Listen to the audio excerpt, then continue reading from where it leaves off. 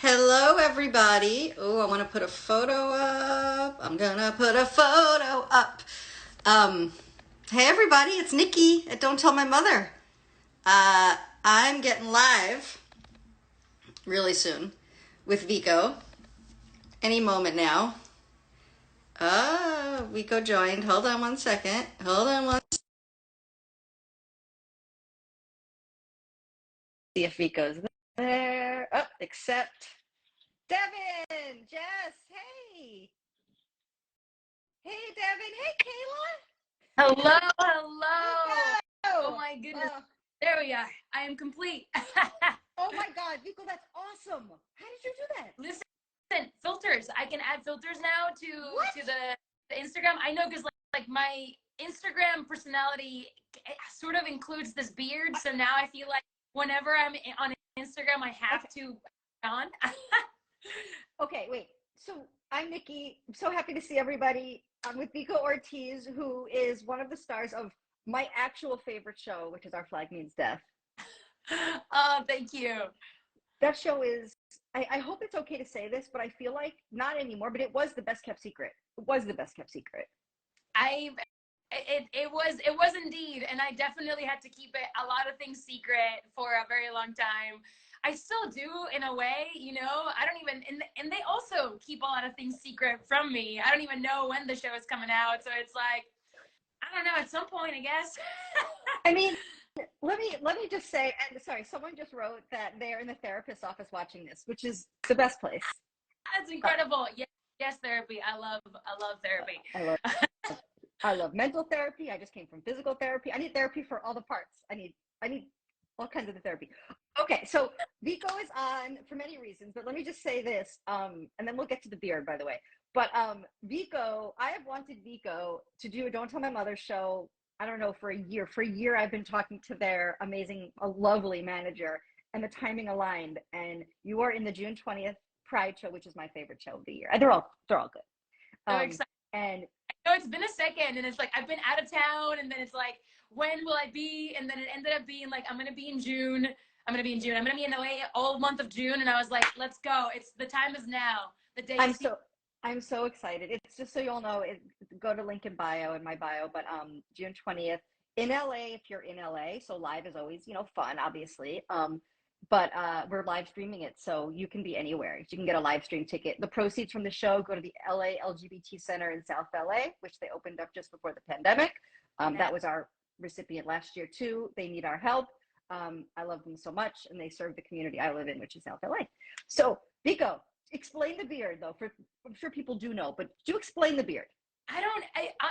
The most I guess I can explain is that I found this filter. I think during I found it sometime during the pandemic, I believe, and I had gone through several. There was like a mustache one that I still have, but the beard, the full beard, really just was like giving me the whole like kind of goofy dad that like I am in a way. Like it's like it gives me, because there's another beard filter that has like a bunch of really cool tattoos and like earrings and stuff, and I was like, that Cool. looks too cool.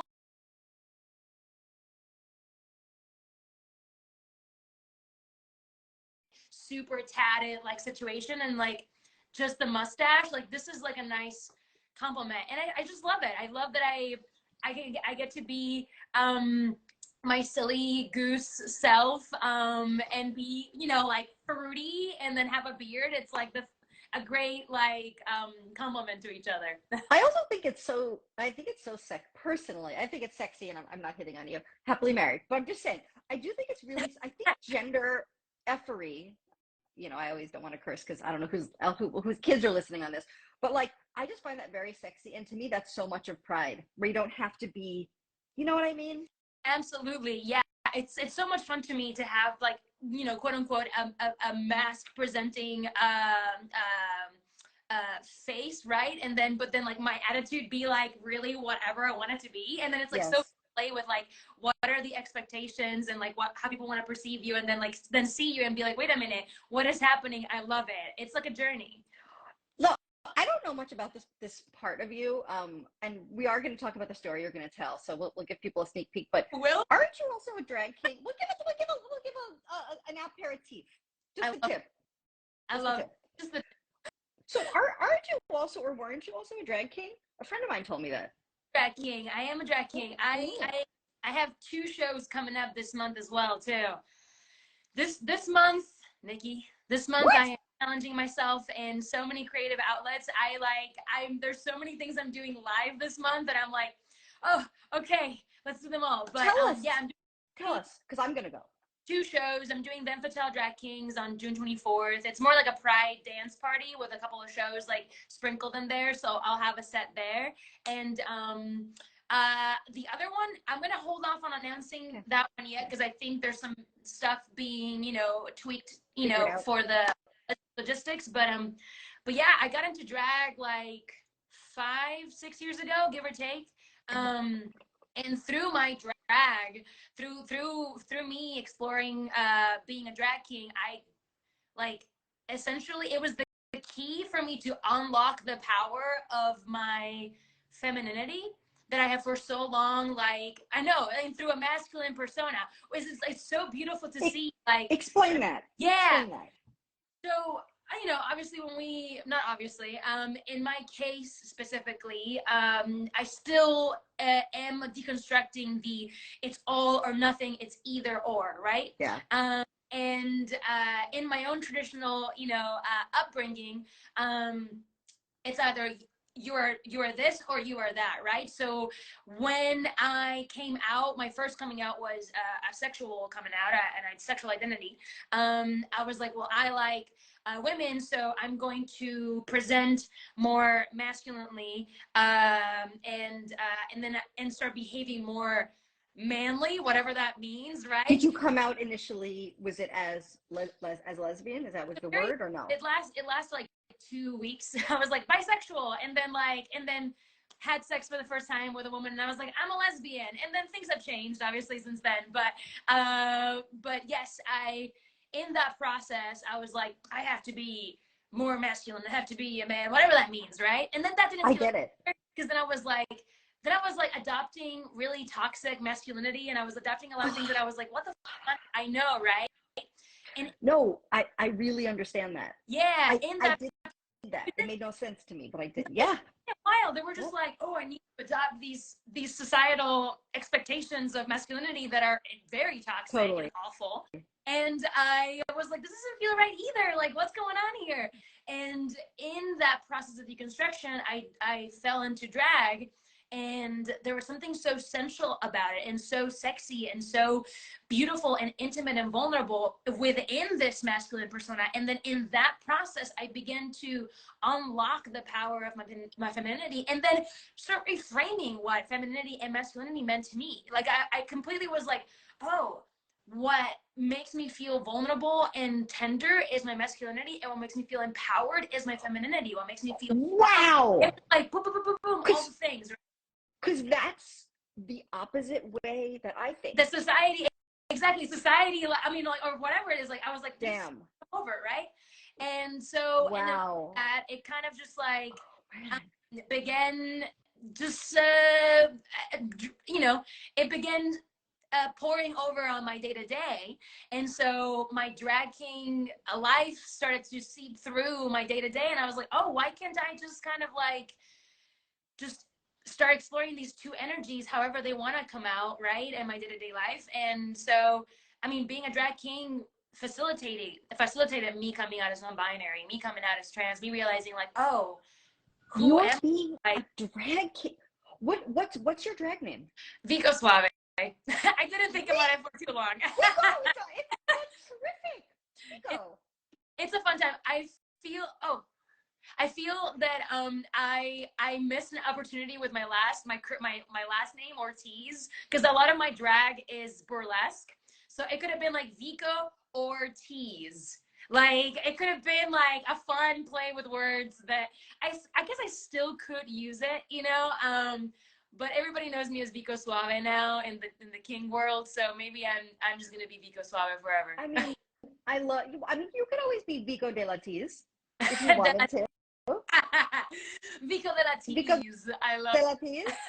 Look, if Shangela, who did the show a couple of years right before the pandemic, if Shangela went from Shangela Laquifa Wadley to straight up Shangela. I just feel like it is, I don't know. It's almost like you're talking about the gender of it all. Like maybe we're just allowed to change things and try things on. Right. I don't know why I need to. I can totally change my drag name. I don't know why I'm like so like it's so Suave forever. But I will say, Vico Suave is that's a really good name. It's fun. So, it's definitely fun. Really? It's a really good name. Thank you. It's definitely goofy. My sets are really odd. My sets are really I play a lot with like magic and magical realism and random stuff. I am the silliest little goose on stage. I just mix and match a lot of songs and create a storyline. I have a theater background, so I love props, and I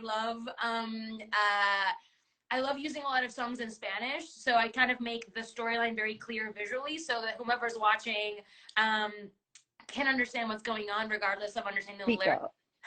Vico. Okay.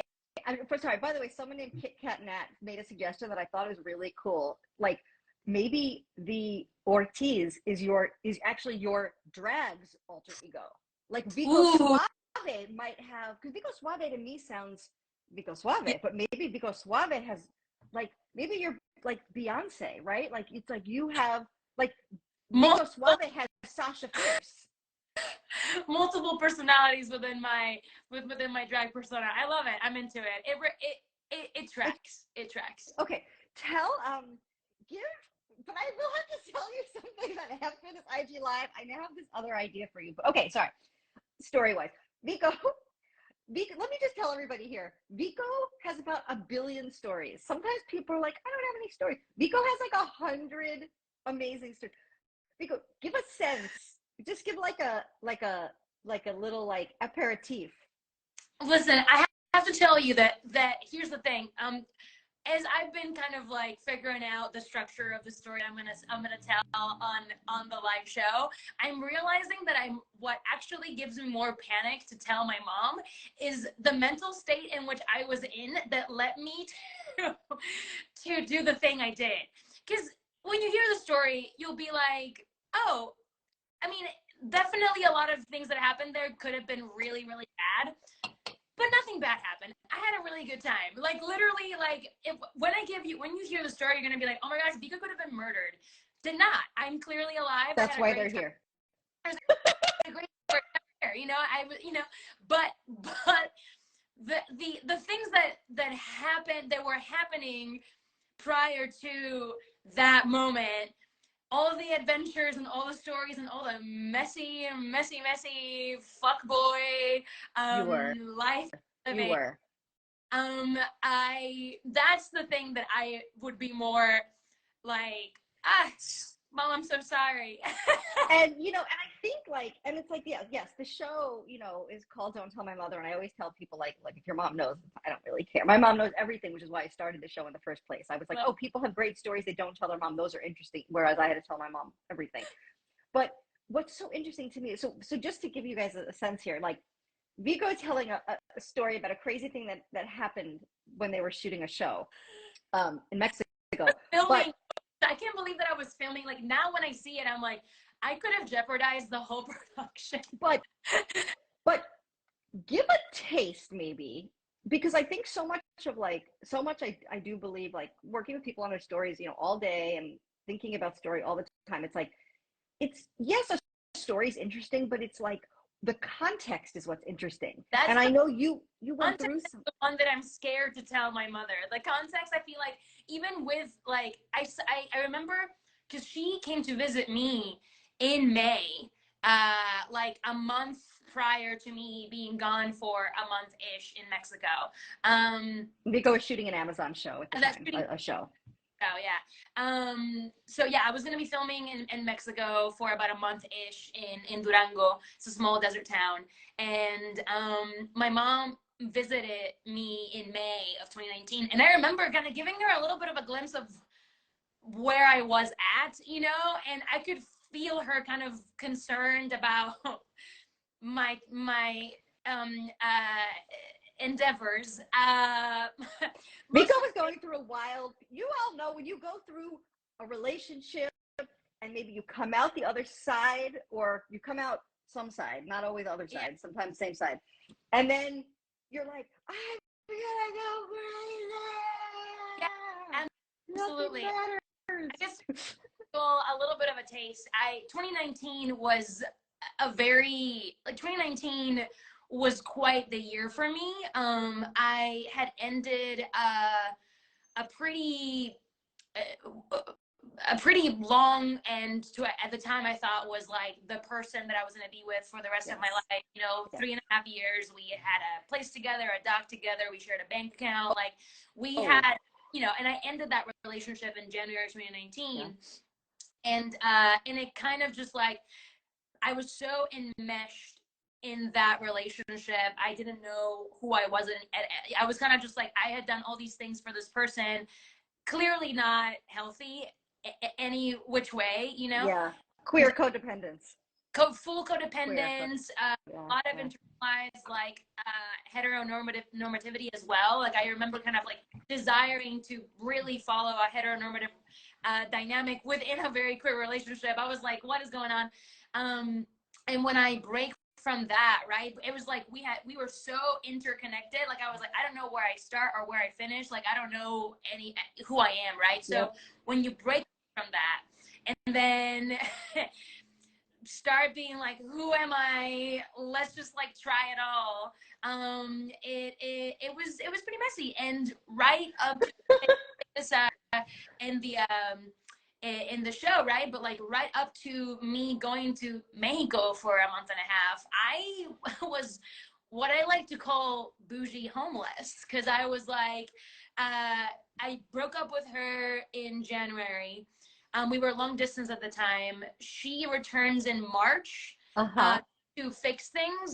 And I was like, oh, babe, there's nothing to fix. Like I shattered this relationship. It is impossible to pick up the pieces. For you, it was done. It was done. And so we lived together, but broken up with for like March, April. In May, my mom comes here. I finally like am able to have like March, April, I booked the show. So I'm like, oh my gosh, I have an out. Like I can have like I can stay, you know, I will be staying in a hotel for a month, right? So then prior to that, like a month before going to Mexico, I put all my things in storage. I have all my belongings in storage. I have my essentials in my car, and then I house sat. I stayed with some lovers, even though I didn't really want to, because I was a little tricky, you know. I didn't want to create emotional connection. I was completely shut down emotionally. What else was it? Yeah, I was house sitting. I was I was like, I was couch surfing. I was like living off my car. I never stayed sleeping in my car. Yeah. But I definitely lived off my car up until bam, I'm taken to Mexico for a month, staying in a hotel, getting paid to do the show. I was like, literally, like I had nothing under my name. So when I go to Mexico and then have freedom, I have no one to respond to, then it's really fun. Then you have a good time. What let me ask you this. What when you look back on yourself then, how many years ago is that? 2019, and it's been like what? 2019, that's it. Okay, so 2021, 3 years ago, 24 years ago. It's been that long, like 23, 4 years ago. It's pretty recent. What? Because that sounds like a very, very different person. Oh, I don't want to say very different, but like you seem like you have roots now. I know you live between LA and Puerto Rico, but like but you have roots. So like what changed? Like what changed? I mean, honestly, I know the pandemic is still awful. You know, we're still in it. But when we were in the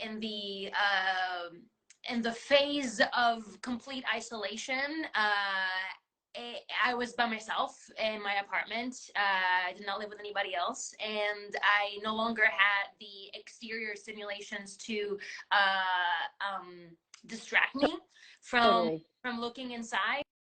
And painful. I was alone. I realized that knew of a lot of people, and a lot of people know me, but they didn't really know me, and I didn't really know them, and I wasn't really building like sustainable relationships. And it took me a second to get there because I was still kind of just like, everything is fine, I am okay. But I'm Vico Suave. I'm good. super chill. I literally, like, it took me a while to realize that I had built a wall so thick around myself that I even locked myself out of myself. Like, I had no access to, I was like, oh God, hello, hi, I would like to access some stuff here. What's going on? And so, and when you said therapy, I don't know who said therapy earlier, but I was like, yes, I started therapy. Yeah, someone is watching this from their therapy waiting room. I love it. And so, yeah, I started to kind of like start to chip away that like massive wall that I had created, and then slowly but surely be like, okay, how do I, be intentional about the time that I spent with people and with myself, and like, how do I build relationships that are sustainable and not just like superficial? And it took, I'm still unlearning a lot of stuff. I still have patterns that I realize that I'm like, oh, hold up, I don't want to go that route again.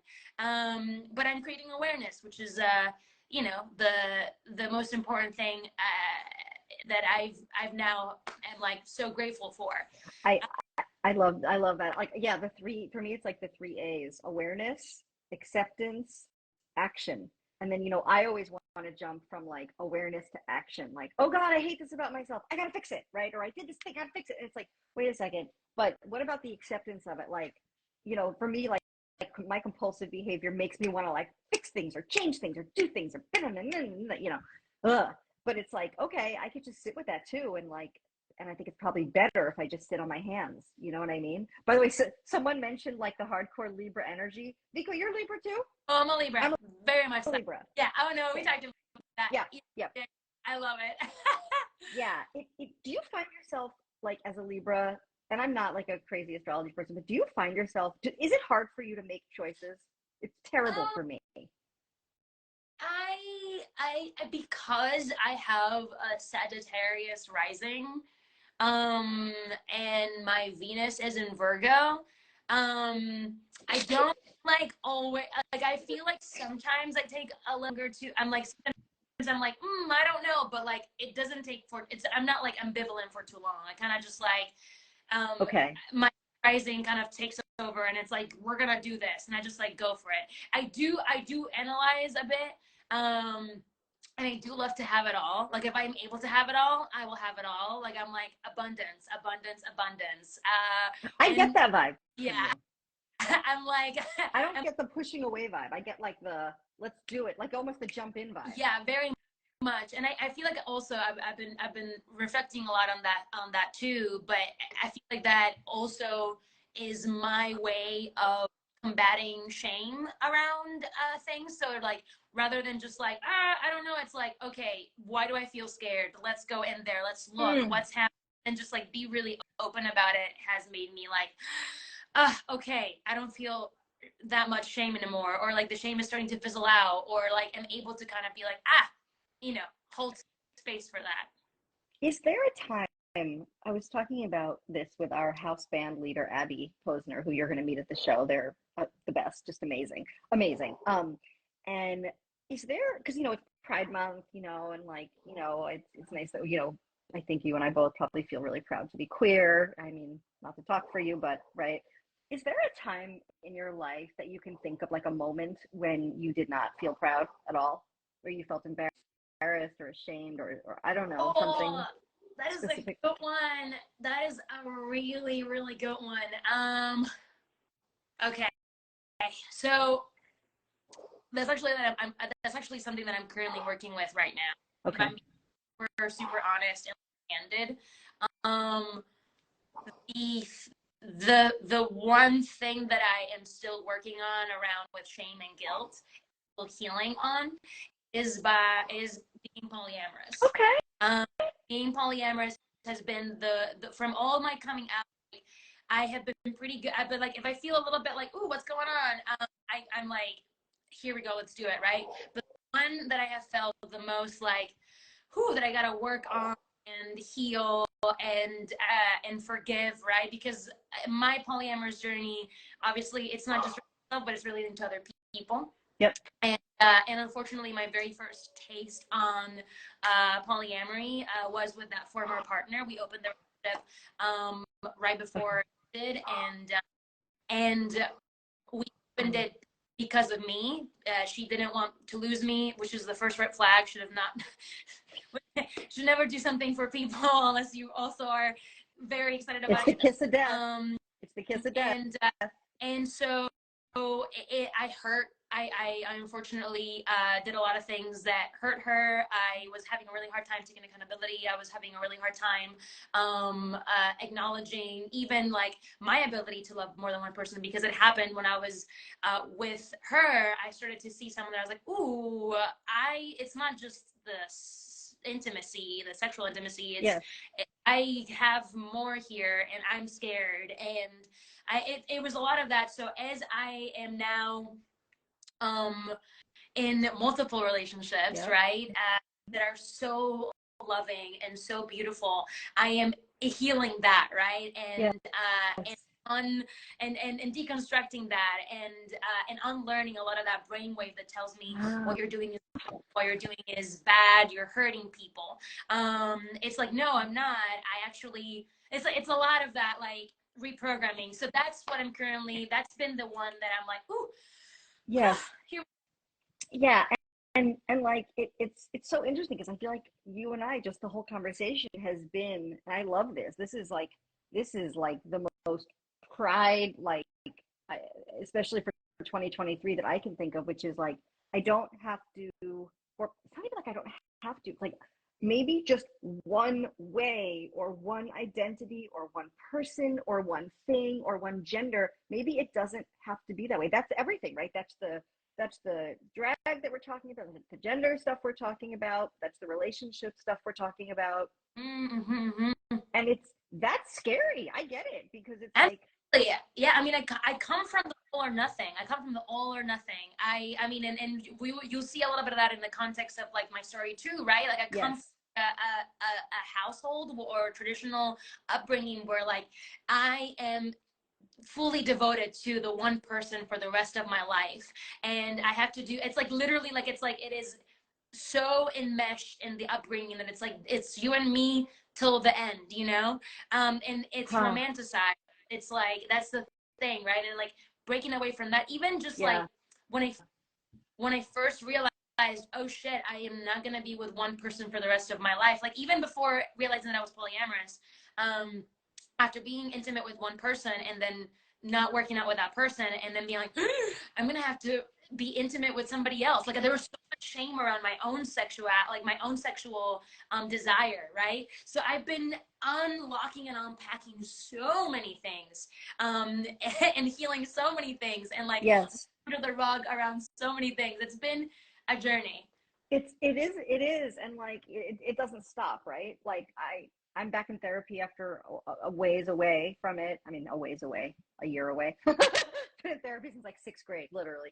But like, I'm in it, and like, oh, you know, different therapists. Like this, I'm seeing a guy, a gay male, and like, that's unusual for me. Usually, I see like women, because I can become more comfortable with, you know, people who present as feminine, you know, and like, okay, there was female, and you know, I had this great guy therapist. Okay, it's this dude, and man, he's bringing things up to me, my jealousy, my oh God, I mean, things that I'm ashamed of, you know. And it's so fascinating to have, like, that's another one. I feel like also, like, with my upbringing of being like Latin, you know, and Caribbean, like, jealousy was something that actually like measured the level of care. It's like, if you didn't feel jealous, like, wow. Yeah, like, if you didn't feel jealous, you didn't care about that person. And if that person felt jealous, like, oh, that means they care about you.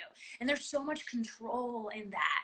And like, letting go of, like, it was like, woo, okay, hold up. Like, how do I, and it's not that jealousy is bad. Again, jealousies are feelings, you know, they're information. Sometimes it's like, oh, I need to set a boundary, or something needs to be done so I feel cared for or seen or whatever. But be curious, as opposed to punish him. Why do I feel jealous? God damn it. Why am I this? Why? Right? Because that's my go-to. It's like, oh, what is that though? What is that? What is that telling me? Exactly. it's approaching these feelings with curiosity, that it's like so it's so important, so vital to dismantle them, right? Yeah. And and I mean, being polyam doesn't absolve you from jealousy. You know, we all experience jealousy, Right, we're human. and you know, we're humans. And it's just a matter of like, how do we communicate it then, right? It's like, hey, I'm feeling this. It's not about controlling the other person, but like, how do we create a space of Yes. safety where I can, you know, communicate when these really rough feelings come up and I feel seen and heard and cared for. It's a whole, yeah, yeah. No, and to have a partner or partners where that is where it's safe to do that is, oh my God. I mean, I was in a relationship before being with my wife where there was no safety in that, no safety in sharing uncomfortable things. And so it's like, for me, then it became scary to share uncomfortable things. And of course I didn't share it. And then, you know, and then it just starts to be the isolation, right? It's like, you know, it's that thing of like, I don't know if you've ever felt this way, maybe in the relationship we talked about earlier before you went to Mexico, but like, it's so, to me, it's like that feeling of being lonely with someone else is worse than being just home by myself on a Friday night. It's like Yeah. the worst. Yeah, it kind of was like that. I feel like because we put in we put a lot of the work of the relationship in fulfilling the societal expectations of what our relationship should look like. Yep. We never really sat down to like create a solid foundation of what it is, how it feels like, you know, to be safe with each other. And the circumstances, you know, were particular. She had a really serious, very tough job, and Yeah. I did not have any boundaries with myself, or did not communicate how I was feeling as well. It was all about like how she was doing, how she's feeling. And whenever something came up with me, I would be like, your shit is like super chill compared to what she's going through. And I would just like bury that shit down. And when it came to like really big stuff, I was piling up so many things that Yeah. I didn't even know how to communicate how I was feeling in Yeah. a way that like, hey, like sit down, hey, this is coming up. Like I was like, so I had built up so many things that when they started to pour over, I was like, I don't know what's going on here, and this needs to end. I need to figure my shit out. No, I love that. I love that. There's this phrase I really love that this is true for me anyway. I don't know about for you, but like, if I'm not talking about things, like my head is a dark room where negatives are developed. Right? Like if it needs somewhere to go, where it's like, okay, so two things. So let me just first tell everybody again, Vico's performing live at Don't Tell My Mother in LA on June 20th. Get your tickets, link in bio. Just go to don'ttellmymother.com. And then if you're not in LA, which a lot of folks are not, you can just grab a live stream ticket. So we can't wait for you to be with us virtually or in real life. If anyone has any questions for Vico, throw it in the chat, because I want to just reserve that for another minute or two. If there's any questions, I love it. You know, after this talk, they're gonna be like, they'll listen to the story and be like, that's like so chill compared to like where I was mentally. The context is the thing that like literally is the juicy bit. Like the story at the end is just, you know, yeah, a lot of bad things that have happened, but none of them did. I had a great time, a great story to tell. But yeah, where I was emotionally, or not emotionally, because I had none of them at the time. Where I was mentally. The juicy bit. It's the juicy one. So good. Sorry. Someone was Mariah, our producer, who you'll meet, who's the greatest and is a huge fan of yours, said, yeah, like everything is expansive. Yeah, it is. It's expansive. Oh, okay. Magic insect. Can you talk about some of the art on your wall? I actually was wondering that too. Is there a favorite piece you could tell us about? A lot of them are. Oh, my dad is here. Your dad is here. What? Here. So a lot of this art. Okay, so this one is from my friend Monica in Puerto Rico. I forgot the name of the artist for this one, but also Puerto Rico, same artist. I did this during the pandemic. I also did that during the pandemic. Another artist in Puerto Rico. This is Luisa Capetillo, which is one of the leaders in the feminist movement in Puerto Rico, the first women over there to wear pants. I love her. I got some swords and some plants, and I have swords. or that's a reflection of the mirror, but that bava, which is like a hiwaro hat, some arrows and a bow in there because I'm a nerd. And you play a pirate, so you know, I don't know, it kind of tracks, right? I have magic wands up here as well. I have like a medal from like a fencing thing I did. You have a magic wand, like the vibrator, or the real one? Well, I do have a lot of like genital art in my household, but no, those are just like one genital art from, you know, magic, in that sense. Okay. Actually, I found one of the ones that I have up here. It's like I found on a hike, and I was like, oh, I'm gonna whittle that one, and I whittled it and I varnished it like the nerd that I am. Vico, wait, what other person? Somebody has one last question, and then I will let you go. But will Jim? I have to say one other thing I have to tell you. Will Jim have a beard on upcoming seasons of Our Flag Means Death? I can't answer that question. Okay. Also, I can't remember at this point. Okay. I feel like most of that New Zealand trip is like a dream. Which is where they shoot the show, by the way. If you don't know. Yeah, the first one was here in Burbank. Yeah, super. Yeah. The first one you shot was in Burbank? Yeah. First season was in Burbank. I'm dying. Okay, sorry. One last question, because someone actually used the question thing, which I'm like, I feel like I have to reward that. Jennifer Trujillo, Vico, you were a lifeline during COVID and long COVID. Have you appreciated online virtual community connections? So have you been a part of like, yeah. I know Jennifer Trujillo. Oh my goodness, hi. Yeah, we would like, you know, DM and all that good stuff. Yeah, I mean, honestly, having online community was super, super helpful, and definitely kept me going. I mean, a lot of the drag shows and live shows that I did during the pandemic kept me afloat, whether it's like buying myself food and keeping a roof over my head. I found to kind of like keep myself going, but definitely, I mean, the online community was super, super vital and super helpful, and Well, I'm so happy we got to do this. Oh, am I losing you, Vico? Am I losing you? Am I losing you? No, I think it's because my phone is dying, because I told you guys I was at physical therapy, so now I have to charge it. The other thing I have to tell you that I'm so excited, I asked Vico if they were going to be, you know, near me today, because I wanted to drop something off, but I think I told you guys, but Cool House, the queer founded ice cream company, is sponsoring this show, which is great because it helps our donation to the center. And they have, this feels like such an ad, but I had one. It was delicious, even though I'm going to pretend like I haven't had it yet. It's delicious. They actually have like a partnership with Glad, where they have Pride ice cream, and it's like rainbow sprinkles, and it's so good. And you're going to get it at the show. And let me just tell you, everybody at the show, you're getting it. Every single person in the audience is getting free ice cream, free gay ice cream sandwiches. Oh my gosh, yes, I love that. I love that so much. Oh. I love ice cream. I love ice cream so much. Well, I'm so happy we did this, and thank you for the art tour and for the heart tour. I should give you all eventually like a more, maybe. I have so many plans, and I have a lot of art, and I have, well, here, I'll show you my like table that I did during the pandemic, during my crisis. Yeah. Here. Let me see. Kayla, you can join on live stream. This is my table. I made this during the pandemic. Vico, what?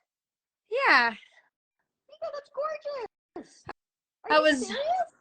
That was my crisis table. Vico, but I love it because it's a mosaic, right? Essentially, I don't know. I finished it in October of 2020, and I started it around August of 2020, and that was like my project.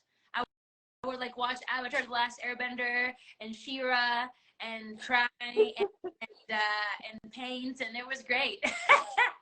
That sounds. I mean, I know this is a controversial thing to say. I probably shouldn't say it, but there are parts of the pandemic that I miss. I miss the quiet. I miss the introspection to a point. I miss the not having to go out and just be here. I miss that. Finding that balance balance now. I feel like it's where I'm at. Like, oh, when are the times that I'm at home that I create shelter within myself and safety process to stay grounded, so I can keep on trucking, you know, in sustainable ways. I feel like before the pandemic, I was not acting in a sustainable way, and then it's now finding that happy medium of like, hi, hello, here I am, you know. Yep. Oh, someone said they're still making their crisis pandemic art. Primary Rose. Primary, I love it. I love it. All right, Vico, you are wonderful. I can't wait to see you on the 20th and to hang with you and to just be together and be celebratory of queerness. That's like, oh, and by the way, who else is on the docket? I should tell everybody. Liv Hewson from Yellow Jackets, and who's wonderful. Chris Renfro from Queer as Folk, and L Word, Generation Q, Ever Maynard, who's a brilliant non-binary comedian, me. We might have an additional special guest that I can't announce yet, and then our incredible band. I'm so excited. I just met Chris yesterday. They're so wonderful. You did? We're doing another show together. Are you serious? Yeah, we're doing something for Public Assembly.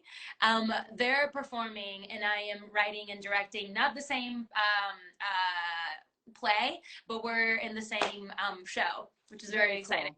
Well, then we're going to all hang out and have a great time in the green room eating ice cream and just being ourselves. Well, I can't wait to see you. I can't wait to see all of you guys a week from today.